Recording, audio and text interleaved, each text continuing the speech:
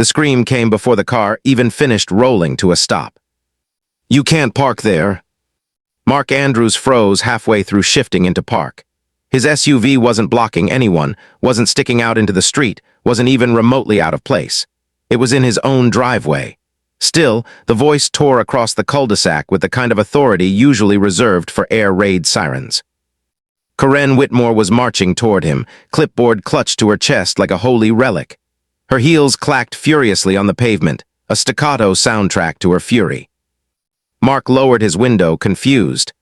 Pretty sure this is my driveway." Corinne narrowed her eyes, adjusting her oversized sunglasses even though the sun had dipped below the rooftops an hour ago. "Driveways are for temporary unloading, not long-term storage. Vehicles must be parked in designated areas after sundown." Mark blinked. "You're kidding, right?" "Do I look like I'm kidding?" she snapped. "It's in the HOA Handbook, Section 4, Paragraph 3. She waved the clipboard like a weapon. The absurdity of it all almost made Mark laugh. Almost. "Lady, this is my house. I just worked a 12-hour shift and I'm parking in my own driveway. Call the cops if you want, but I'm not moving the car." Her lips curled into a satisfied smirk, as if that's exactly what she wanted to hear.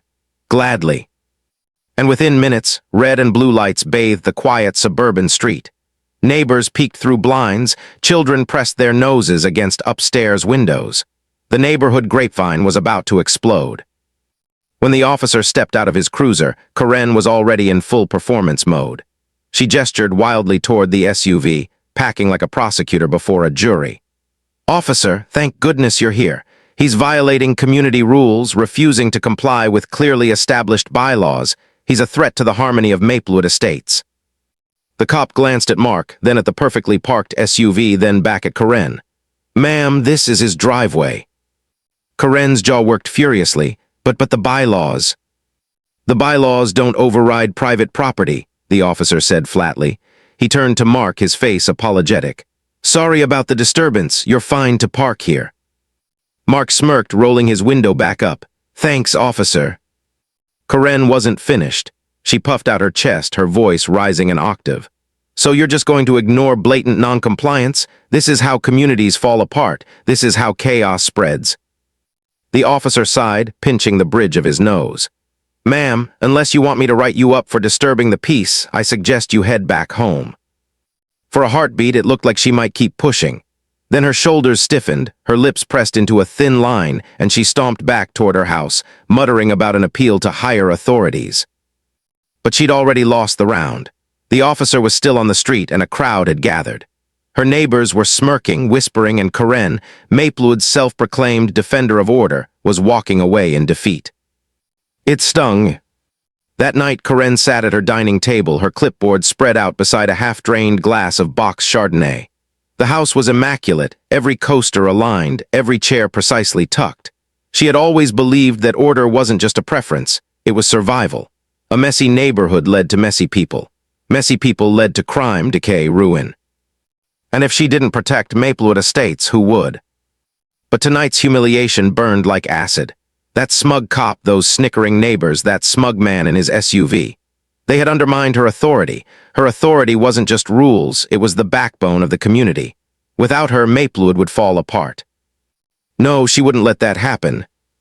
Corinne flipped open the HOA handbook, highlighted passages, scribbled notes. If the bylaws weren't sharp enough to cut through defiance, she'd sharpen them herself. She had influence on the board. She could call an emergency meeting. She could rewrite enforcement policy. By midnight, she had a plan. A stricter interpretation of the rules, mandatory parking decals, and a new compliance watch committee. If they thought they could laugh at her, they had no idea what she was capable of. The next morning, flyers appeared on every doorstep. Maplewood Estates Emergency HOA Update. Effective immediately. Driveway parking limited to active unloading loading only. Vehicles must display HOA-issued decals or be subject to towing. Compliance watch volunteers needed. Apply at Corinne Whitmore's residence.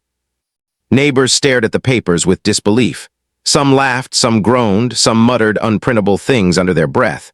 But the effect was undeniable. Corinne had escalated. That evening, Corinne stationed herself at her front window, binoculars in hand, clipboard ready. She watched as cars pulled into driveways, as husbands unloaded groceries, as teenagers came home from late-night shifts. She scribbled notes furiously, the way a detective might log a suspect's movements. Every violation was another piece of ammunition. Every infraction was proof she was right. Her phone buzzed with angry texts. "Are you serious, Karen? You can't do this. This is harassment." She ignored them all. Discipline always met resistance. It was a sign she was on the right track. But late that night, as she watched Mark's SUV sitting smugly in his driveway, something flickered inside her, a mix of rage and something darker. It wasn't just about rules anymore. It was about him, the man who made her look like a fool in front of everyone. And in that moment, Karen decided that bringing Maplewood into order wasn't just her duty. It was her destiny. The next few days were chaos. Angry homeowners showed up at Karen's door demanding explanations. She stood firm, quoting bylaws like scripture. When someone cursed at her, she threatened fines. When someone laughed at her, she reminded them she had the police on speed dial. But she also had allies now, two elderly neighbors who signed up for Compliance Watch, eager for something to do. They followed her around like disciples, jotting down license plate numbers and photographing supposed violations. The neighborhood began to split. Some quietly admired Karen's tenacity, whispering that maybe tighter rules weren't such a bad thing. Others despised her with fiery passion, swapping memes about her on the neighborhood Facebook page. And through it all, Karen thrived on the attention. Every confrontation, every argument, it fueled her. She was no longer just a woman with a clipboard, she was a force. Still, she couldn't shake the image of Mark's smug grin. He was the spark that lit this fire, and until he bent the knee to her authority, her mission wasn't complete. And Karen never left missions incomplete. The first time Karen towed a car, she felt electric. It was a white sedan parked in front of Lot 12, tires barely brushing the curb line. To anyone else, it was harmless. To Karen, it was chaos incarnate. She snapped 3 photos, dialed the tow company she had on speed dial, and stood in the street with her arms folded like a general watching a victory. When the driver returned, an exhausted college kid balancing takeout bags, he found nothing but empty asphalt. Karen delivered the news herself. "Your vehicle violated Maplewood parking policy. You'll need to retrieve it from Johnson's tow yard." The boy stared at her slack-jawed. You told me I live here." "Then you should know the rules," she said crisply. "Maybe this will teach you to respect them." That night, the neighborhood group chat exploded. "Karen went too far. She's power-tripping. We need to vote her out." But others surprisingly defended her. "If people can't follow simple rules, they deserve it. She's protecting property values." And Karen, she was untouchable. For every complaint, she had a bylaw ready to recite. For every insult, she had her clipboard shield. Compliance Watch grew quickly. The 2 elderly volunteers, Ethel and Norm, became her eyes and ears. Ethel was a gossip queen who adored taking blurry iPad photos of violations. Norm shuffled around with his yellow notepad, writing things like, "Red car, possible dent on bumper, unsightly." Karen loved them. They gave her legitimacy. Together, they patrolled the streets like a neighborhood militia. One evening, Karen called an official HOA meeting in the clubhouse. She had printed fresh agendas, color-coded charts, and a slideshow she'd spent all weekend perfecting. The room was packed. Some came out of anger, others out of curiosity, and a few just came for the free coffee. Karen stood at the podium, heels clicking as she adjusted the mic. "Neighbors, Maplewood Estates is at a crossroads.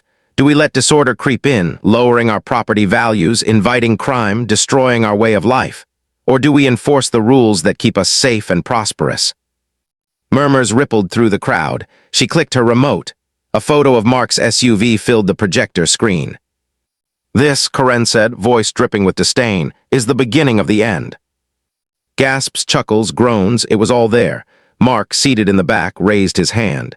"Are you seriously using my car as your villain slide?" Karen's smile was ice. "Your repeated noncompliance makes you the textbook example of what happens when rules are ignored." Mark stood up, his voice carrying over the room. "They're MY rules, Karen. This is MY driveway. You don't run this neighborhood, we all do." Applause broke out. Half the room clapped for Mark, half stayed silent. Karen narrowed her eyes. Division was dangerous, but she wasn't shaken. Division meant lines were being drawn. And Karen loved a good battle line. That night, Karen couldn't sleep. She paced her living room, wine glass in hand, muttering to herself. Mark had challenged her publicly. That wasn't just defiance, it was rebellion. If she didn't crush it, others would follow. By 2 a.m., she had drafted a new policy proposal. No vehicles in driveways overnight, period. Driveways were for daylight only. At night, all cars must be in garages or HOA-approved lots. It was draconian, yes, but that was the point. If she tightened the leash, people would either comply or break, and when they broke, she'd be waiting. The following weekend was war. Flyers went out again. This time, instead of passive grumbling, people marched to her door in protest. One father waved the new policy in her face. "My garage is full of tools. Where the hell am I supposed to put my car?" "Perhaps you should prioritize better," Karen replied coolly, closing the door in his face. Mark escalated too. He parked his SUV sideways across his entire driveway, a giant middle finger to her policy. When Karen saw it, her blood pressure spiked. She stormed across the lawn, clipboard shaking in her fist. "You're in direct violation of section." Mark cut her off. "Karen, I don't care about your sections, I don't care about your bylaws, and you know what? Nobody else does either." Neighbors had gathered, phones were out recording. Karen knew this video would be online before nightfall. She couldn't lose, not here. "You think you're clever?" she hissed. "The board listens to me. The tow company listens to me. The police listen to me. You're just one man with a car." Mark smirked, leaning against his SUV. "Funny, last time the cops came, they didn't seem to be on your side." That hit her like a slap. She snapped. "Fine, let's see how smug you look when your car is gone in 20 minutes. She whipped out her phone, dialing the tow yard. But when the truck arrived and tried to hook the SUV, Mark produced paperwork, a cease and desist order from a lawyer. Karen blinked at the document, heart pounding. He'd gone legal. The tow driver looked uneasy. Ma'am, if there's a legal dispute, we can't touch the vehicle." The crowd cheered. Mark grinned like he'd just won a championship. Karen's face burned crimson. She stormed back inside, slamming the door so hard the blinds rattled. Behind it, her chest heaved, her hands shook. For the first time, Karen felt something she hadn't in years, control slipping away. That night, Maplewood was electric. Neighbors clustered in driveways, gossiping under porch lights. Some said Karen was finished. Others whispered that she'd never go down without a fight. Inside her house, Karen sat in darkness, the glow of her laptop screen illuminating her face. She scrolled through the neighborhood Facebook group. Memes of her were everywhere. Someone had photoshopped her holding a police siren.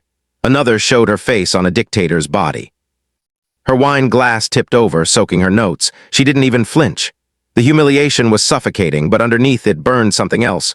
Resolve. If Mark wanted a war, she'd give him one. But this time, she wouldn't rely on tow trucks or bylaws. This time, she'd go bigger. Karen cracked her knuckles, opened a new document, and began typing. Petition for recall, Mark Andrews, homeowner. By the time dawn broke, she had a full campaign drafted. Flyers, speeches, door-to-door strategies. If she couldn't beat him with rules, she'd beat him with politics. The war for Maplewood had only just begun. Karen attacked the campaign like a general preparing for war. She printed glossy flyers with bold red lettering. Save Maplewood, recall the rule breakers. Beneath the slogan was Mark's face, scowling in a candid photo she'd snapped with her phone. The picture quality was terrible, pixelated and off-center, but Karen thought it captured his arrogance perfectly. Within days, she had stuffed mailboxes, taped posters to the clubhouse doors, and even slid a few copies under windshield wipers. To her, the effect was glorious, her message everywhere, her cause unavoidable. To everyone else, it was absurd. "Karen, you can't recall a homeowner," one neighbor told her, crumpling up a flyer right in front of her. "This is Congress." Karen only smiled tightly. "If you believe in order, you'll support me. If you don't, well, we'll all see what side you're on when Maplewood collapses." The neighbor rolled their eyes and walked off. But for Karen, even rejection was fuel. Every argument, every door slammed in her face. It proved how badly the community needed saving. Her loyalists, Ethel and Norm, were more than eager to help. Ethel became the official propaganda minister, proudly standing at the clubhouse handing out stacks of flyers. Norm knocked on doors, reading Karen's speeches word for word from note cards. his shaky voice occasionally drowned out by barking dogs or slamming shutters. The three of them met nightly at Karen's dining table, charts spread across the wood like war maps. "We need more signatures," Karen muttered, tapping her pen. "If we get at least 25% of households to back the recall, the board will have no choice but to hear it." Norm raised a hand. The bylaws don't actually say anything about homeowner recalls." Karen glared, "Then we'll interpret them." Ethel leaned in conspiratorially. "Besides, people love drama. If you say it loud enough, they'll believe it." Karen nodded, sipping her wine. "Exactly. This isn't just about bylaws anymore. It's about hearts and minds." Mark, meanwhile, treated the campaign like a joke. He posted photos of her flyers online with captions like, "Did I just get impeached from my driveway?" The posts racked up likes and laughing emojis. One evening, he walked past Karen as she patrolled the street with her clipboard. "How's the coup going, Madame President?" he teased. Karen's jaw clenched so hard it ached. "Mock me all you want, but this community is waking up." "To what, that you've lost your mind?" he shot back. The neighbors watching from their porches burst into laughter. Karen's cheeks flamed. She stormed back to her house, slamming the door. But in her living room, the laughter echoed in her head, growing louder and crueler until she was packing in circles, muttering, "They'll see. They'll all see." The tension reached a fever pitch at the next HOA board meeting.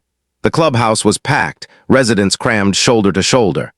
Karen had arrived early, her stack of petitions neatly arranged, her speech rehearsed to perfection. When her name was called for public comments, she marched to the podium. Her heels struck the floor like war drums. "Ladies and gentlemen," she began, her voice trembling with controlled passion, "our community is in crisis. We are under attack, not from outsiders, but from those within who refuse to follow the rules that keep Maplewood strong. One man in particular has flaunted his defiance openly, mocking the very order we depend on." She slammed down a poster board with Mark's SUV taped to it. "This is not just a vehicle. This is rebellion, and rebellion spreads." Groans and chuckles rolled through the room. Mark, seated in the back, raised his hand. "Point of order, this isn't the French Revolution, it's a driveway." The room erupted in laughter. Karen's face flushed. "You can laugh now, but when your property values plummet, don't come crying to me." She thrust the stack of petitions at the board. "I demand immediate action to recall Mark Andrews as a homeowner." The HOA president, a weary woman named Denise who looked like she hadn't slept in weeks, took the papers with a sigh. She flipped through them slowly, her eyebrows rising higher with each page. "Karen," Denise said finally, her voice firm, "this isn't how HOAs work. We can fine people, we can issue warnings, but we cannot recall a homeowner from his own property." The crowd murmured in agreement. Mark smirked. "Guess democracy's safe, folks."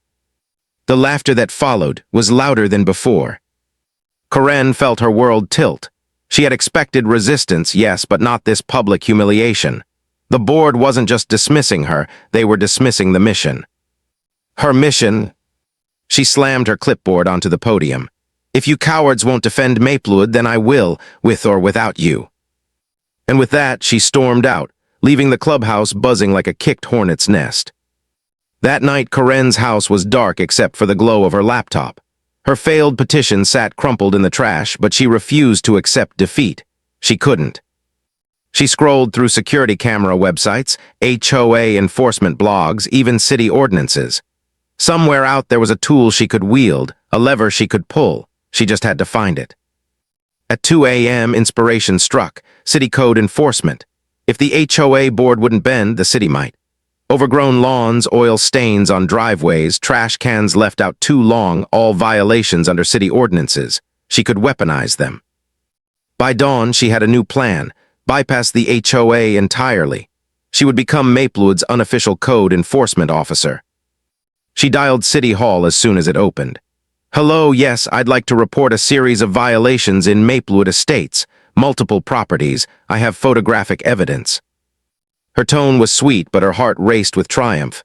Let Mark laugh now. When the city started fining him, he wouldn't be smirking.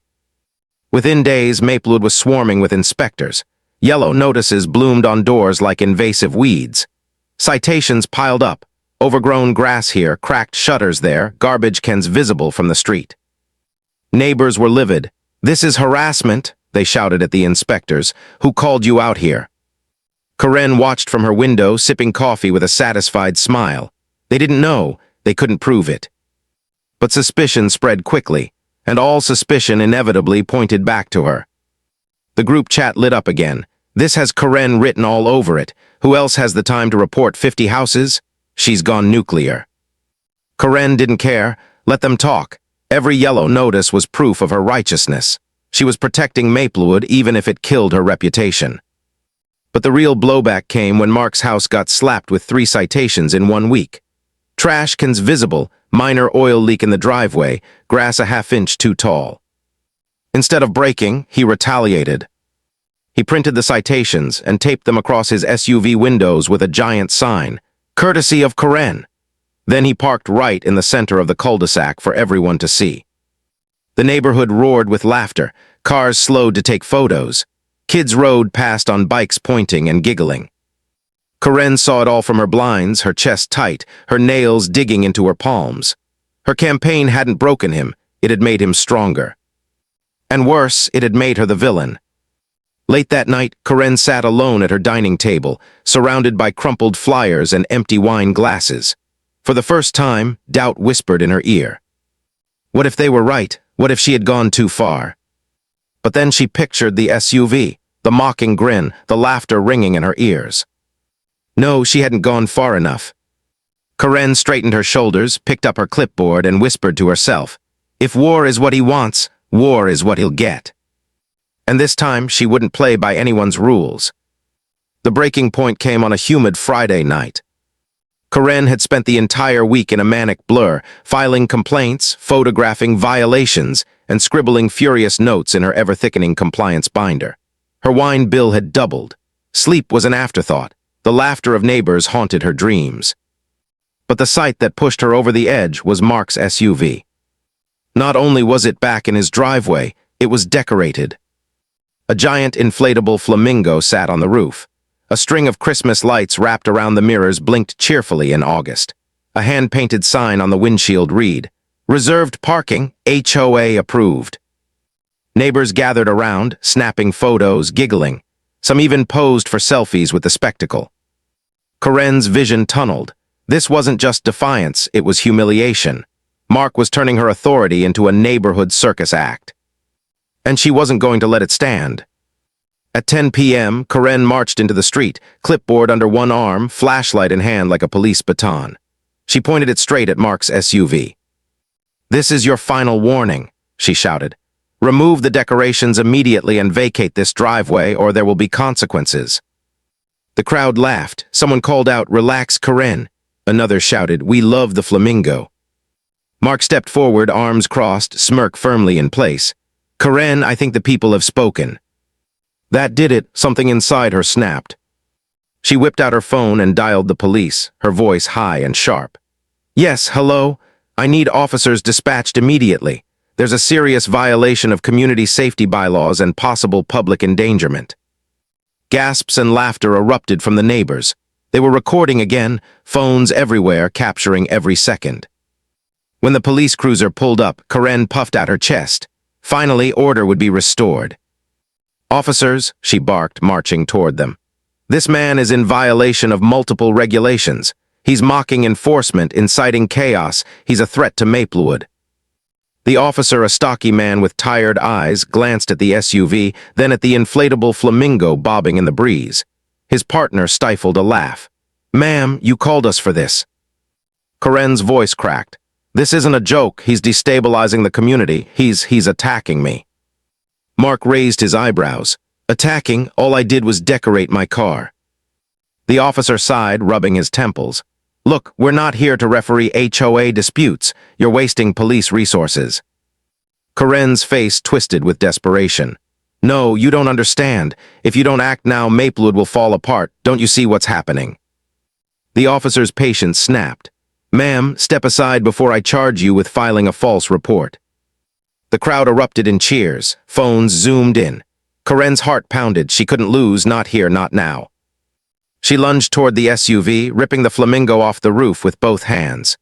"You won't win," she shrieked, wrestling with the inflatable like a wild animal.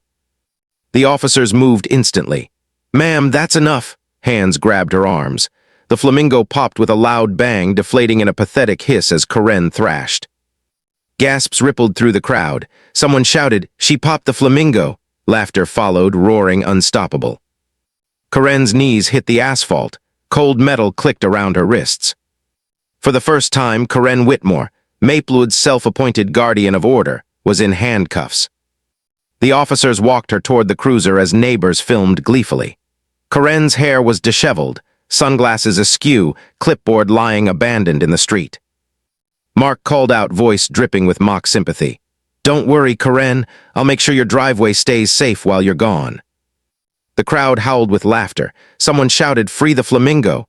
Another, "Long live the SUV." Karen's face burned hot with shame, but inside something twisted tighter. She wasn't wrong. They were wrong, all of them. She had sacrificed, fought, endured humiliation. For what? To be mocked by fools who didn't understand that she was the only thing holding this community together. As the cruiser door slammed shut, her eyes narrowed. This wasn't the end. It couldn't be. She spent the night in a holding cell, staring at the cinder block wall, the faint sound of another inmate snoring nearby. She replayed every moment, every laugh, every jeer. By morning, the humiliation had hardened into something else. Resolve. They thought handcuffs would break her. They had no idea who they were dealing with. When she was released the next day, booked on charges of disorderly conduct and misuse of emergency services, neighbors lined the street to watch her return. Some smirked. Some shook their heads. A few shouted insults. Karen ignored them all. She walked into her house with her head high, clutching her clipboard like a shield. Inside, the quiet wrapped around her. For a moment, she allowed herself to sag against the door, exhausted. But then her eyes fell on the binder on the table, stuffed full of notes, photos, bylaws, her mission. Slowly, a smile crept across her face. They thought they'd defeated her, but Maplewood still needed saving, and Karen Whitmore wasn't finished, not by a long shot. The neighborhood was never the same after that night. Videos of HOA Karen versus the flamingo went viral. Strangers drove through Maplewood just to see the infamous cul-de-sac. Someone even made T-shirts. Mark basked in the attention, grinning as neighbors toasted him at block parties. But even he admitted, quietly, that he sometimes checked over his shoulder. Because while Karen had been humiliated, she hadn't disappeared. Late at night, porch lights flickered as blinds shifted. Some swore they saw her silhouette with binoculars again. Others found mysterious notes left on their doors. "Your trash can was out too long. Consider this a warning." And then one morning, a fresh flyer appeared on every doorstep. Maplewood Estates, Phase 2, true compliance is coming. No signature, no explanation. Just bold red letters that looked eerily familiar. Neighbors exchanged nervous looks. Mark crumpled his copy, but a chill crept up his spine. Because if there was one thing everyone in Maplewood knew by now, it was this. Karen never quit. And she was just getting started.